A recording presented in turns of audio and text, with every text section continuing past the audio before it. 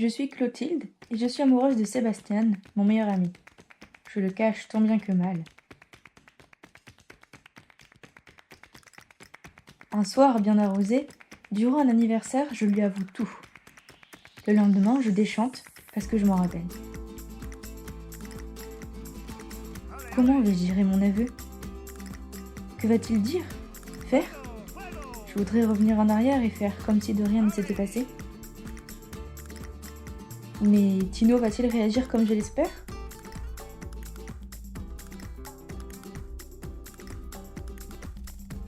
J'ai tout écrit sur un blog en changeant les noms pour éviter qu'on me reconnaisse. Et j'y ai pris goût, alors j'ai raconté toute mon histoire. Voilà mon blog en mode public, tout ce qu'il s'est passé depuis ce fameux 4 mars 2000.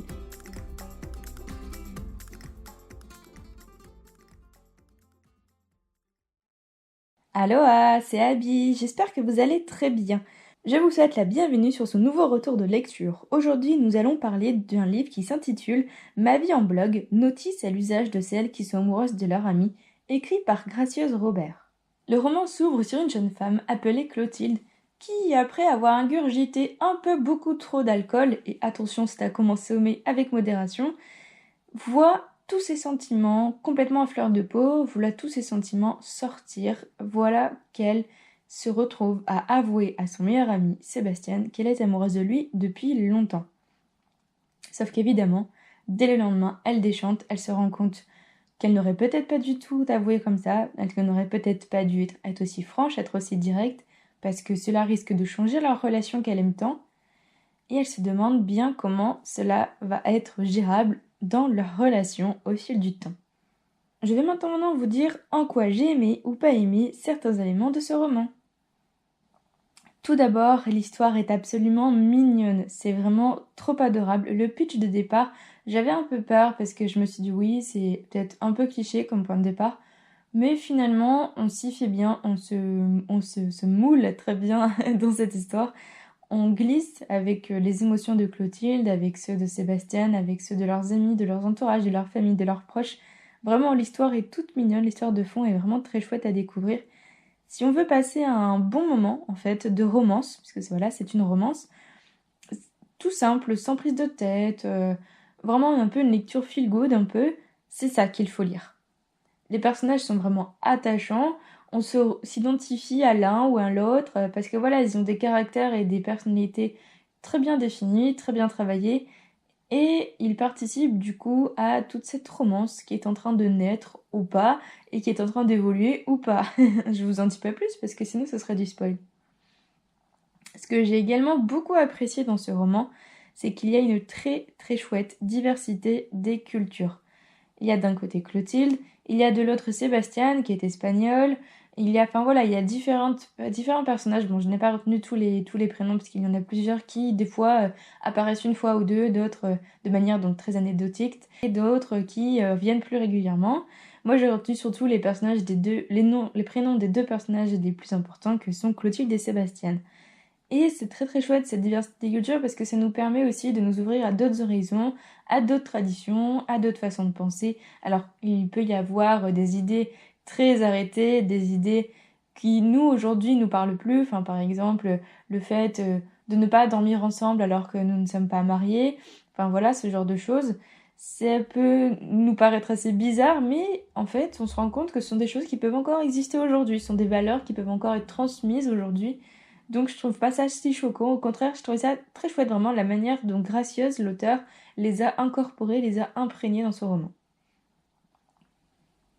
Comme je disais, tous les personnages sont très bien travaillés, ils ont chacun une petite histoire, chacun un but, chacun un caractère, chacun une personnalité, chacun quelque chose à raconter et à nous dire. Il y a un vrai travail, des relations de toutes sortes entre chacun des personnages, on ne s'y perd pas, parce que voilà, il y a des relations d'amitié, il y a des relations d'amour, il y a des relations de haine aussi, des relations de jalousie, des relations de famille. On ne peut pas s'y perdre parce qu'en fait la lecture et l'écriture sont très fluides finalement, donc on ne s'y perd pas, c'est très chouette et c'est très facile à prendre en main et c'est très facile de s'y retrouver.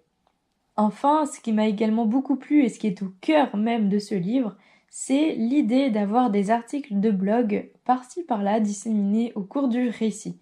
L'héroïne nous parle directement à la première personne en nous racontant ce qu'elle vient de vivre, alors que ça va être une jolie scène d'amour, que ça va être une scène de doute, une scène de colère, une scène de peur, une scène de dégoût. Enfin voilà, vraiment, elle se livre à cœur ouvert comme n'importe qui aujourd'hui pourrait le faire et peut le faire à travers un blog et peut-être lu publiquement.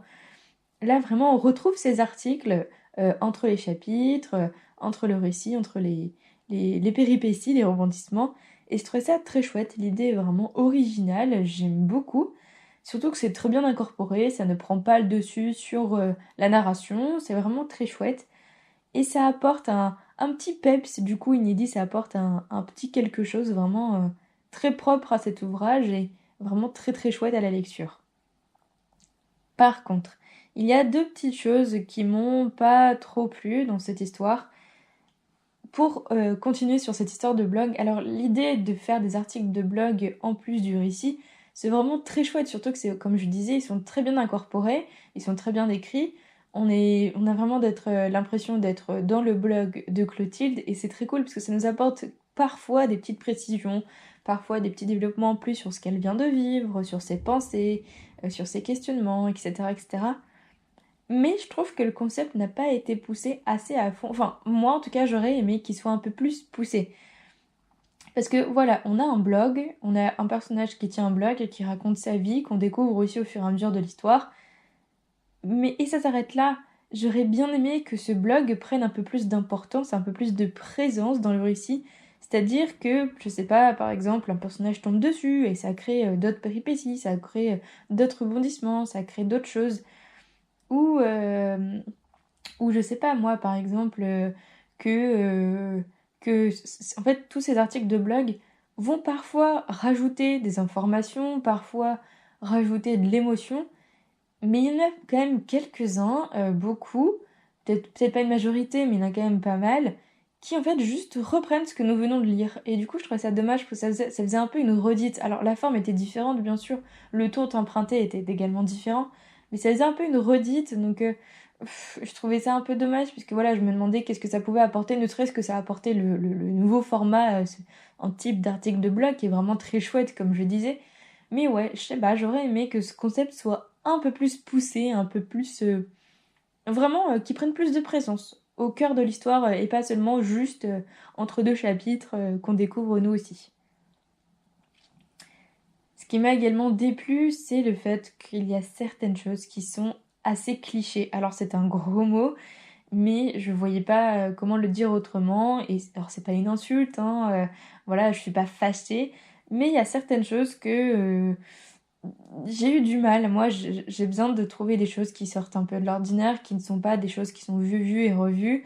Et là, bah voilà, on a le mec super beau, on a la meuf qui d'un coup d'un seul va dépendre un peu financièrement de cet homme-là, et toute sa vie va tourner autour de lui. Alors c'est une romance, bien sûr, mais j'ai l'impression que Clotilde perdait un petit peu de sa propre vie à travers cette romance-là. Enfin, voilà, je trouvais que c'est quelques idées qui aurait mérité peut-être d'être un peu moins lissé, d'être un peu plus pas travaillé, puisque j'aime pas dire ça, parce que les personnages sont quand même très travaillés, l'histoire est travaillée aussi, mais d'être un peu plus complexifié, voilà, on va dire ça comme ça, pour pas que justement ça rentre dans ce carcan du cliché qu'on peut retrouver dans beaucoup de romances, etc. Enfin, voilà, c'est quelque chose qui m'a un peu gênée. Mais même si ça m'a un peu gênée, j'ai quand même passé un bon moment de lecture. Donc, finalement, ma vie en blog, l'histoire n'est peut-être pas profondément originale. Ceci dit, la forme du blog, des articles de blog, ça change vraiment beaucoup de choses. Ça relève un peu le tout. Ça donne un aspect global vraiment très chouette et très original à découvrir. C'est bon à lire pour ne pas se prendre la tête, pour se détendre, pour être un peu vraiment dans une flopée d'émotions toutes douces. Alors, c'est pas tout lisse, il se passe forcément des choses bien et moins bien. On assiste à des disputes et ça, c'est plutôt chouette aussi. Je trouvais que c'était sympa, ce petit apport-là, un peu réaliste, un peu qui sort un peu de l'ordinaire, de l'histoire romantique où tout se passe bien. Enfin, là, voilà, ça monte un peu de réalisme, un peu d'authenticité. Donc, c'est plutôt chouette. J'étais un petit peu déçue par la fin du roman parce que je n'ai pas trouvé que la fin était surprenante. Je trouvais que c'était un peu plat. Hormis ça, c'est vraiment une très chouette lecture. C'est une très belle romance à découvrir si vous souhaitez vous aussi passer juste un bon moment de lecture sans prise de tête, tranquille, chill, détente, relax, zen. Si c'est le cas, je vous laisse avec le lien en description qui vous amènera directement sur le lien d'achat du bouquin et je vous dis à la semaine prochaine pour un nouveau retour de lecture. C'était Abby pour le podcast auto-édition. Salut!